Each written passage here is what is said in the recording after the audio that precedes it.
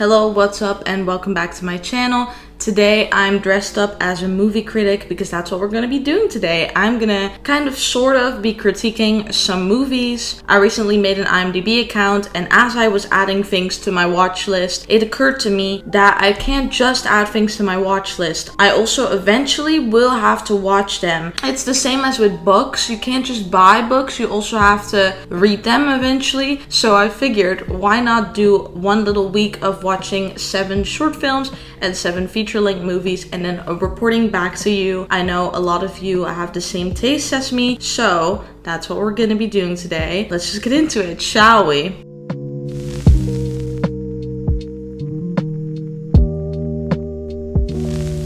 So before we get started, I would like to talk a little bit about my sort of rating system for these movies because it's slightly unique in a way. I really base my scores for these movies on my own kind of hierarchy of needs. So at the bottom of that hierarchy of needs is visuals, anything cinematography, color grading, costume design, set design. Those are really the things that I really like and enjoy and consider like the basis of a good movie. The plot doesn't need to be heavy, there doesn't need to be a lot of substance. As long as like the mood or the vibe is good, I will enjoy it. And then the second factor in my pyramid is enjoyment, just overall how much I enjoy the movie. Not really interested in a high art, low art divide. I think we shouldn't even be trying to make that divide. Also, have you noticed how low art is often modeled after typically feminine interests? But that's a completely different video. And then top in my pyramid is substance or plot. I will kind of use them interchangeably throughout this video. They kind of mean the same to me. So yeah, if you go onto my IMDb and any of the scores are weird to you, that's why. Yes, Clueless is a 10 out of 10 on my IMDb. Go cry about it. So, I have my notes on my phone. Let's just get into it, shall we? So, on day 1, my short film was called For Your Consideration. So, all of these short films are found on a YouTube channel called Omeletto, and they're all Sundance, Cannes, etc. contestants. They're not made by the YouTube channel, they're like the real professional deal. So, for every movie, I'll give you the plot breakdown, and then we'll talk about my score and what I thought of it. Determined to party at Sundance, 3 entitled young women meet up in an LA members-only club to make a selection-worthy short film.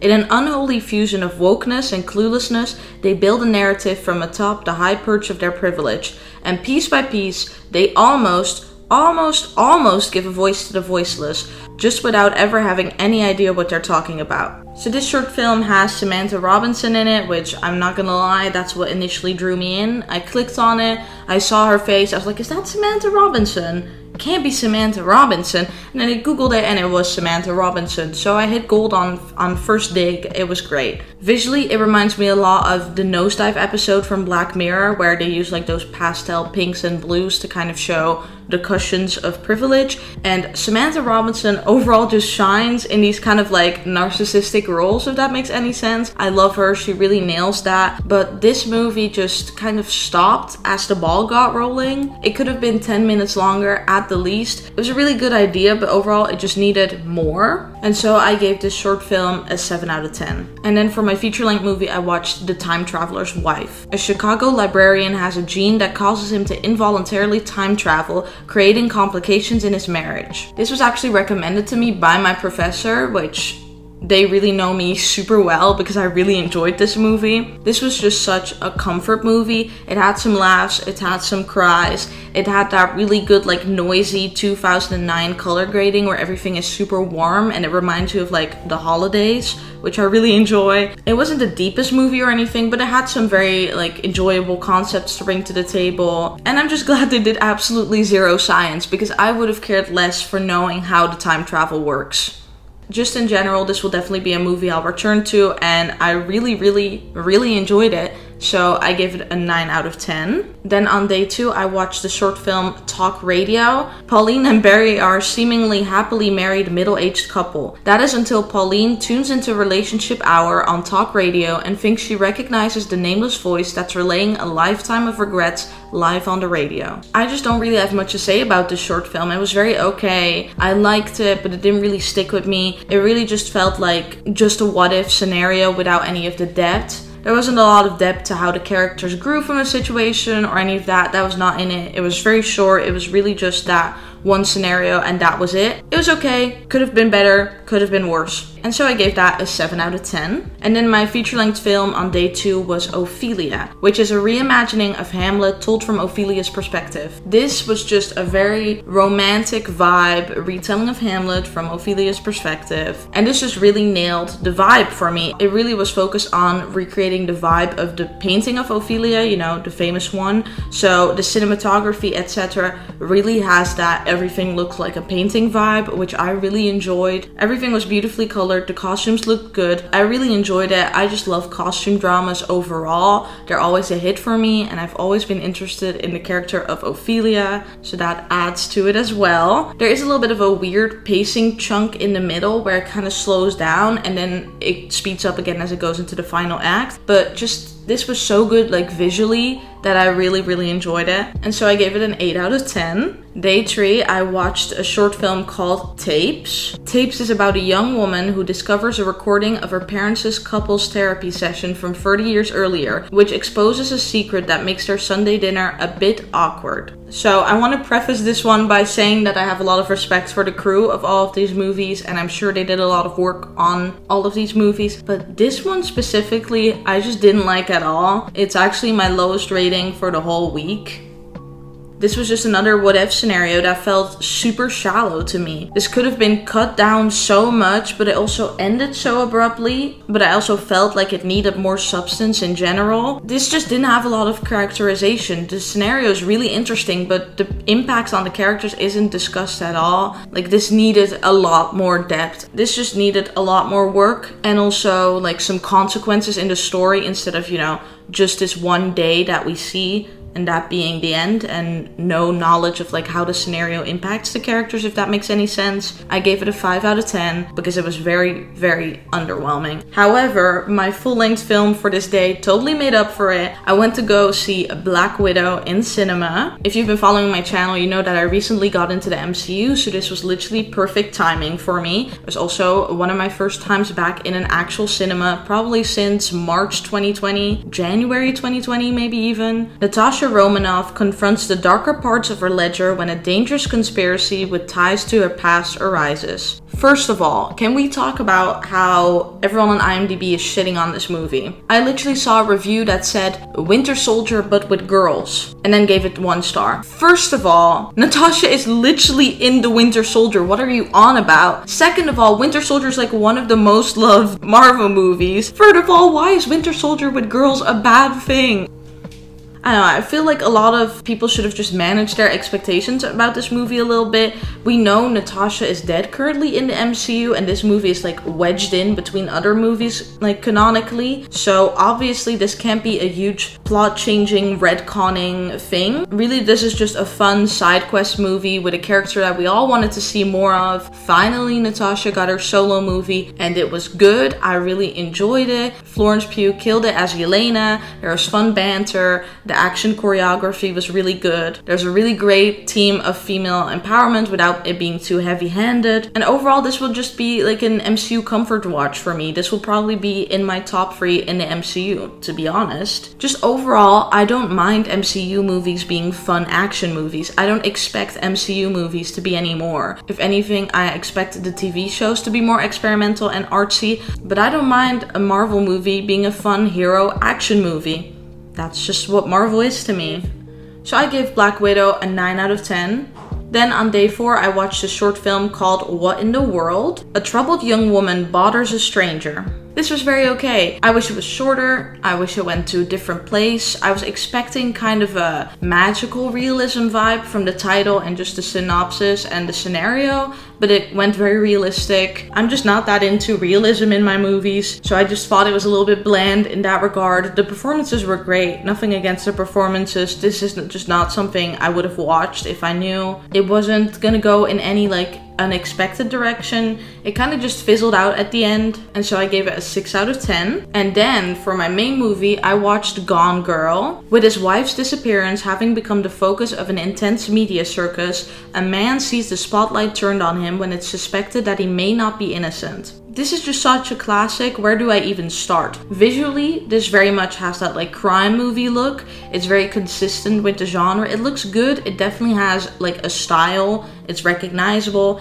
It has very heavy blues, very dark shadows. That's not normally something I would be into, but I really enjoyed it for this film. It fits super nicely with the like dark vibe going on. Plot-wise, there is so much plot. She's so thick in the plot section. For the first half of this is just like a standard crime flick, and then it turns around. There's some twists, there's some turns. You could probably write so many essays on just the themes in this movie, and the performances from the leads are outstanding as well. I'm just saying, there's a reason the cool girl monologue is like famous worldwide and resonates with so many women as well. This movie is probably also the most like widely appealing to everyone. If you're not specifically into my taste, you will definitely like this one. So I gave it a 9 out of 10. Day 5, I watched a short film called Last Request. The day before the expiration of the last meal request program in Texas, a widow who has worked in the Huntsville Death House for 30 years prepares to cook her last meal. Stylistically, this was not the most like interesting movie. However, this was super narratively and emotionally gripping. It was just a really good like character study. It was on the longer side, but I didn't mind at all because this was just such a nuanced movie. You really could just like ask yourself what you would do in this situation and where you would stand on the conflict. And I really enjoyed this. This is probably one of my favorite short films from the whole week. And so I gave this a 9 out of 10. And then for my feature-length film, I watched Mary Shelley, which is about the life and facts of Mary Wollstonecraft Godwin, who at 16 years old met 20-year-old poet Percy Shelley, resulting in the writing of Frankenstein. Now, narratively, this does not have the strongest mission statement. It's just a bunch of chunks of Mary Shelley's life, for better and for worse. It really is just more of a like mood movie. Vibe-wise, visual-wise, it really nailed that romantic era tone that I love. It was exactly what I wanted from a romantic era movie in that regard. The set design and the costumes and the cinematography and the color grading were all in perfect harmony to really like give you that immersive experience, which is exactly what I would imagine if I was reading like Byron or Shelley poetry. So that was absolutely fantastic. The pacing was a little bit slow at times. It's more of a character-driven movie than like explicit plot, 3-act structure or anything. But the dialogue was really beautiful, and overall the vibe was just absolute perfection, more than great, made up for everything. And rating wise, I would give this either a 7 out of 10 or an 8 out of 10. Probably 7.5 if I could give that on IMDb, but for now I gave it an 8 out of 10 just because that mood is so good. Day 6, I watched a short movie called Re-Entry. A man dies in a car accident and upon reawakening strikes up a conversation with a god. Answers to his questions lead to an insight about the meaning of life. This was very fake deep, as I could have expected from the summary. However, it was kind of redeemed by the fact that a few of the lines were super gripping and a few of the concepts were really good, but this was just very mediocre. Visually, it looked like a Planet Earth commercial. It looked like a bunch of stock footage. It looked like a Jay Alvarez travel video. And I just really didn't vibe with it that much. So I gave it a 6 out of 10. And then my full-length film for this day was Lady Bird. In 2002, an artistically inclined 17-year-old girl comes of age in Sacramento, California. Visually, this movie was so good. It really does look like a memory. I read some interviews with Greta Gerwig about her intentions for the film, and she really did achieve that like distance from the viewer that she wanted the film to have. The color grading looks beautifully soft. There's a beautiful filter of noise on the film. And overall, just like Mary Shelley, this is more of a character study film. It is a coming of age movie, so obviously there's less explicit plot and it's more driven by character growth and all of that kind of stuff. And once again, I kind of struggled to rate this. This would either be a 7 out of 10 or an 8 out of 10. So I would give it a 7.5 if I could. But I think this movie just needs to like grow on me with like a rewatch, for example. And then it's time for the last day. Time flies when you're having fun. So for my short film, I watched a movie called Locker Room. After discovering something she was never meant to see, a 16-year-old girl begins to examine her close friendship with 3 boys from the school football team. Visually, this was not the most unique. It has a few stunning shots, but overall, it really just has a very like pretty generic, soft filmic look. It has a little bit of style, but not like an abundance of style. However, thematically, This was incredibly gripping. I really felt the main characters in their debate, and I found myself empathizing with her, relating to her, seeing myself in her. And overall, I felt myself really being hooked in by this, so I gave it an 8 out of 10. And then for my final movie, I had to close off with a classic, so I watched The Truman Show. An insurance salesman discovers his whole life is actually a reality TV show. This movie gave me an existential crisis, but in a good way. There's just a reason this is one of the classics. Just the whole idea of your whole life being broadcasted is more relevant today than ever. As I say, talking to a camera. The concept for this movie was just so outstandingly good. You would expect it to be like an art film, but it's a really high budget film and it really shines. So much care and detail went into this movie. There's like infinite amounts of Easter eggs for you to find in it. And overall, it was just a really good experience. I can't really say much about this movie other than that you have to watch it. 9 out of 10. Oh, I need a sip of water after that. Cheers. So before we round off, I made a little chart for your convenience, basically like showing where each movie lies on the substance to style scale. I just love making charts, so I think this would be great, and this will hopefully also help you decide what you want to watch, if you want to watch anything from this list. And then finally, I will link my IMDb watch list and ratings down below if you want to peruse those. I hope you enjoyed this video. If you did, don't forget to leave a like, comment, and subscribe, and I will see you in the next video. Bye!